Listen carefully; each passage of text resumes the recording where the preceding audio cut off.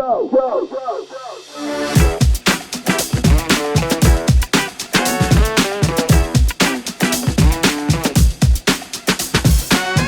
the community together and creating that curiosity of like, oh, a mushroom festival in a city like Montreal.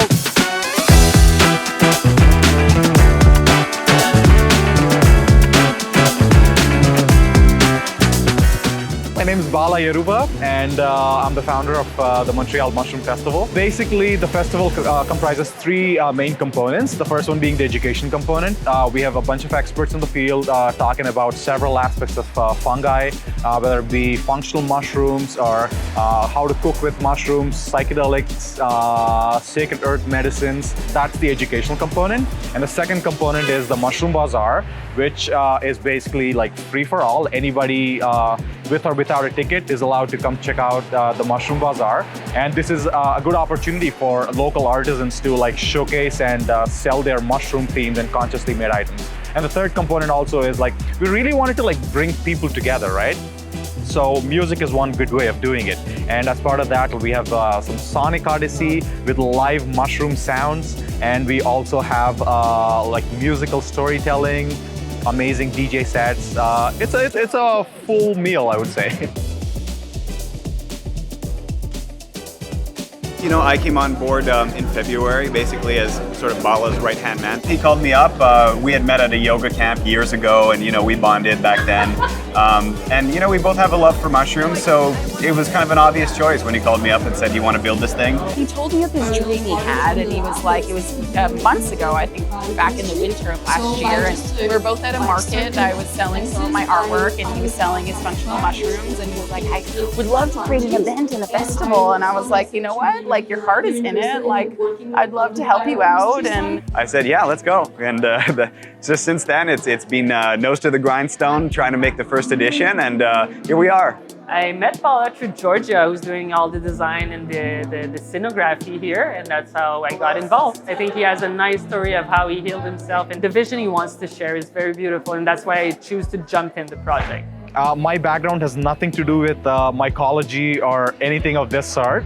So what happened was I was a software developer in Boston. I had a series of inner awakenings and I quit my job. I moved to Canada. I went to a yoga ashram, lived there for 2 years, and then I volunteered on a bunch of organic farms in BC and Ontario. It was during that time I had a terrible health episode, and I discovered mushrooms as part of my healing process, and here I am, like taking a 180 flick. Luckily, we do have some experience that kind of helped us along the way. I built a business in the past. Bala was, in sort of IT, software development, that sort of thing. We're kind of used to having procedures for everything. And you ask around, a lot of people have been really helpful too with their knowledge, sharing experience from years of making events and stuff like that. So Me, I've been in the event scene, it's been 13 years now, so I've been coordinating since I'm 19 years old. And for this year edition, we have about 30 volunteers helping us out at the coat check, the door, the merch, the info booth. We did have a little volunteer sort of greeting circle the other day when we were setting up the festival, and it's really people from all walks of life. I have like a lot of people from the science world, and I'm used in festival to more like artists and stuff, but now we have a very lots of diversity and lots of different interests. People from several different walks of life, like the conscious community, the mycology community, the psychedelic community. And look at the collaborations also, right? Like there's Double Blind involved, there's Shroomer involved, and there's Psychedelic Association of Canada. So it's really a collaborative effort.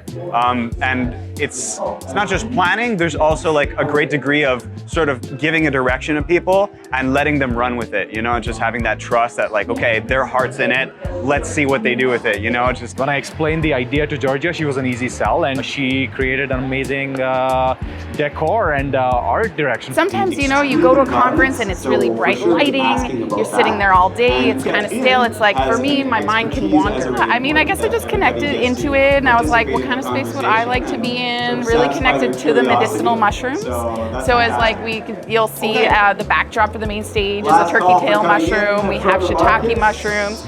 We've really tried to bring in, we have our Amanita welcome tent, just to bring in these medicinal mushrooms, talk about them. She sort of set the foundation, in terms of making this space not just nice, but really like an immersive experience, you know, give a little touch of magic and of nature to have this safe little inclusive cocoon for everyone to, you know, be present and to share and to connect and to have all these sort of learning experiences within. It's really an event that's designed for people to connect, so there is time and space between the talks to connect. There's a little lounge where you can sit and read about mushrooms, you can exchange, you can connect with people, so it's also about the community. When I see people comfortable in the space, looking around, like at the altar, reading books, having a moment, and like that's success for me.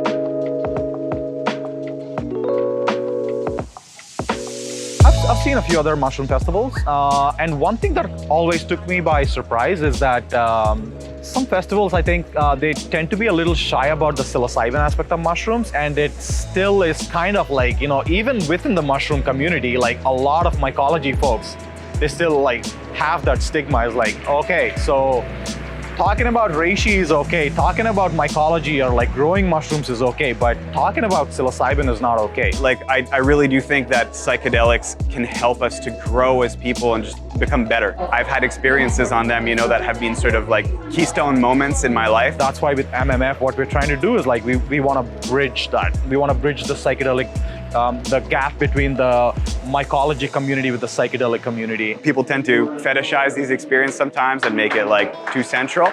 But I think nevertheless, it can be a sort of angel on your shoulder, you know, reminding you of what can be good in this life, you know?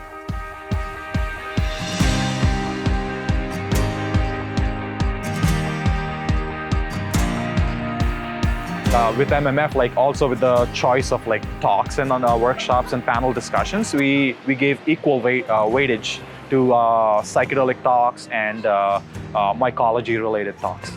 So I decided I wanted to talk a little bit about functional mushrooms and what that actually is. And I think this is really kind of important because when people hear that I have my daughter on mushrooms for the treatment of epilepsy, they automatically think that I'm giving her psychedelics, and I'm not. But that's not a bad word, the psychedelic sector. We're establishing the fact that there are people who have been doing this work for generations. Let's give a little hand of applause to our friend coming up to the stage here. Very courageous, being the first one, okay? The questions that people are asking are really bringing a lot more information to what we're really experiencing out there in the scene through mushroom exploration. And I feel like we're back in the 70s into a revolution where we need like creativity to address all like the things that are going on in the world. And I think that's beautiful that we're all coming together and asking these questions and getting answers. And in Canada, like in terms of like legalization and decriminalization, we are like a few steps ahead than the States. I feel like the States is doing a lot for just like having a lot more events like this and doing more trials and testing and opening that up, but I think we could do that here. We have our quirks in Canada, you know, and we do have our quarrels and our conflicts. Values-wise, ideologically, we are aligned for this. Not to say that's any different in, say, the States or, you know, anywhere else in the world. There's a thing going on right now, whether it's in Canada or in all of the world, where people have this interest in mushroom and eating them and cultivating them. And I think we're lacking knowledge about them, so we're curious. And I think that's not just Canada. If you're able to like engage people and be like, you know, provoke their curiosity sort of thing, and I think that itself is like a big step. And you've seen the turnout yesterday and today. It's over 1,000 people, I'm estimating. So I'm really happy, and I think this is a huge success for a first edition of the Montreal Mushroom Festival.